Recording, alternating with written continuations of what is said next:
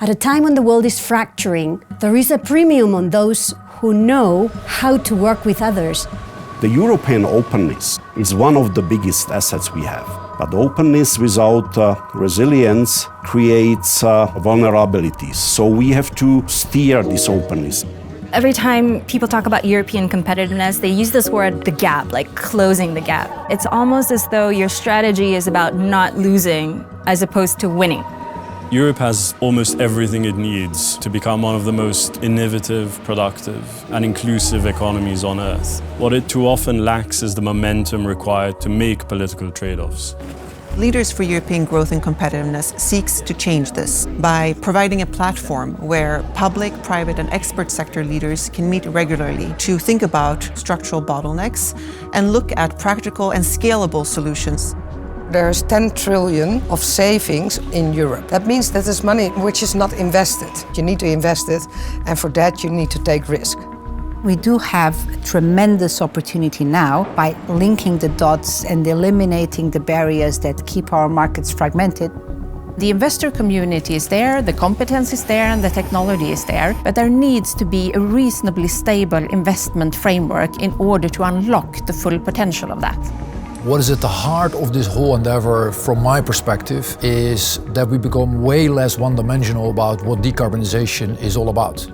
A decarbonized Europe is a competitive Europe, so we really need to make sure that we invest in our own energy supply, not only from a security perspective, but from a competitiveness perspective.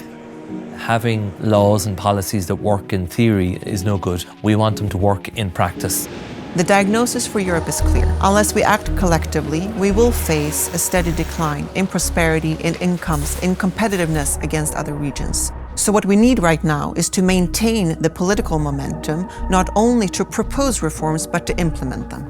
There is a huge set of things we can do, and we can succeed at in the public sector. The same is true for the private sector, but only if we truly join forces, we will be as successful as we need to be.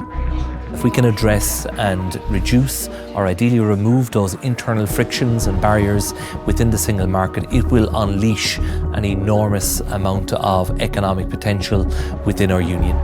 It's about having an ecosystem that can systematically produce European champions that can go toe-to-toe with their counterparts in the US or in China. And for that, it's not about just fixing things that are broken. It's also about making some very deliberate choices that would engender a kind of quantum leap.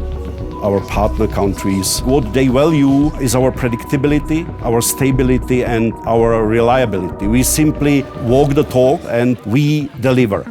This is a moment when some are asking many to choose camps, and many don't want to choose camps. This is an incredible opportunity for the European Union to show that it is only ready to choose one camp, and that is the camp of real, true partnerships. The question is not whether Europe can compete. The question is more whether Europe's leaders choose to lead, choose to compete, choose to make compromises, choose to engage in dialogue necessary to unlock Europe's competitiveness. And that choice is Europe's alone to make.